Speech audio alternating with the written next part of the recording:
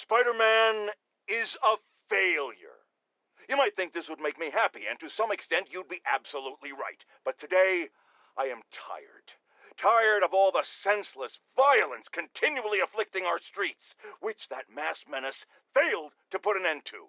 He failed to stop Hammerhead and his men, who are now using stolen Sable International weaponry to wreak more havoc than ever. And speaking of Sable, Miss Abuse of Power herself is back in New York, this time aboard some kind of fancy schmancy gunship. Where was that when the city was cowering under the terror inflicted by Martin Lee and Otto Octavius, huh? Collecting dust in a Simcarian warehouse? It's a shame she and Spider-Man couldn't have done us all a favor and just taken each other out. Folks, we need to talk more about this live-streaming egomaniac screwball. It's bad enough her show features and glorifies that narcissistic webhead Spider-Man, but her shows, if you can even call them that, are putting hard-working New Yorkers in harm's way just so she can gain followers, whatever that means. Can't you see her ridiculous stunts are nothing more than a desperate ploy for attention? Come on, folks, you're smarter than that. By watching her shows, you're literally hurting yourselves. So, you ask, what should we do instead, Jonah? Here's an idea. Tune into my show instead. The only thing I'll hurt you with is the truth. Damn, that's a good line. Write that one down, Jared. Let's use it in the next promo.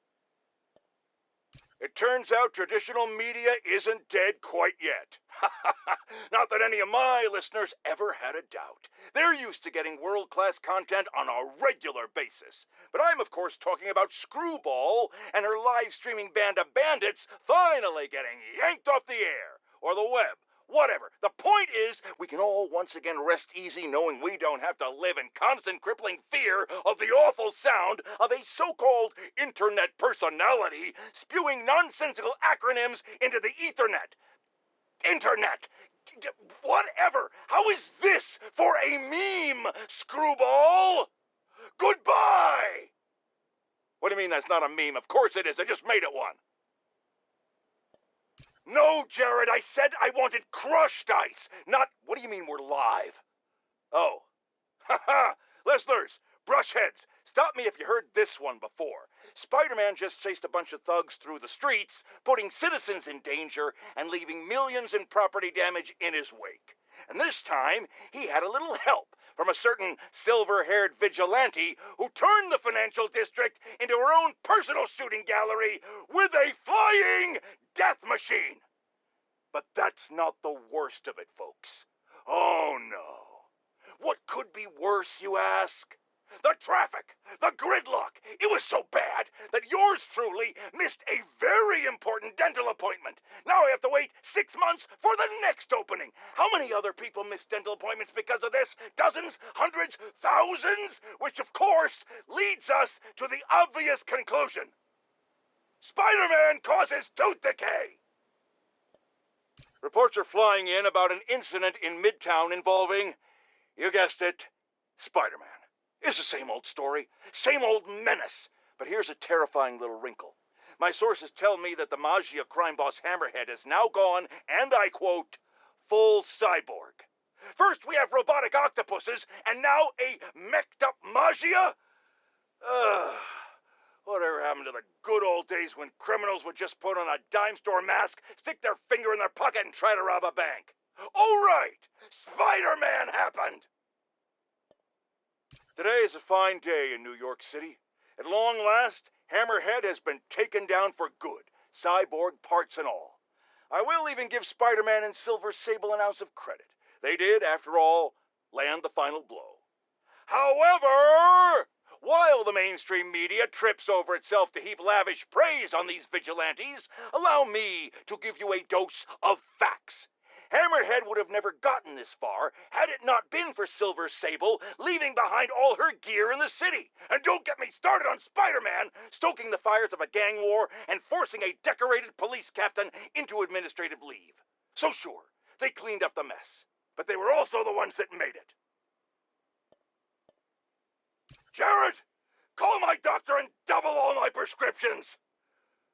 I'm in the red here, folks. Eyewitnesses have confirmed that there is no longer just one Spider-Man, but two of them.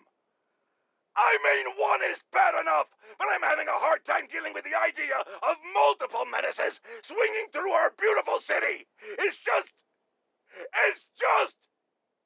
Jared, I might be having a heart attack. I need to lie down, folks. No, don't call an ambulance. It's too expensive. Call a cab. I have a coupon in my wallet. Don't go in my wallet, Jared. I'll do it. I'll do it. This is it, folks. This is the big one. I finally have proof. For years, I have asked my dear listeners to send in photographic evidence to prove, once and for all, that Spider-Man is directly linked to the very criminals who plague our city. And finally, one brave anonymous caller has delivered the goods. We have clear photos of Spider-Man standing in the immediate vicinity of caches of humanitarian aid. Aid that was intended for Simcaria. And our heroic caller assures me that these very humanitarian caches are being sold on the black market. If I've learned one thing in my years as a world-renowned reporter, it's this. Photos don't lie. Spider-Man has been caught red-handed. No pun intended, puns are for wimps. So what do we do about it, you ask? We wait. We wait for the police to finally wake up and arrest this mass lunatic. At long last, this city is going to finally see that Jameson has been right about Spider-Man this entire time. Not only is he a thief, he's actually stealing vital food and medicine from innocent civilians who are trapped in a war zone. Women and children struggling to survive, hiding each day from a hail of mortars and bullets. Meanwhile, Spider-Man is stealing the very aid that might keep them alive. This is a new low, people. Even I could never have suspected Spider-Man of something this despicable. All we can do now as a city is to sit back and quietly reflect on just how right J. Jonah Jameson really was. Yet again.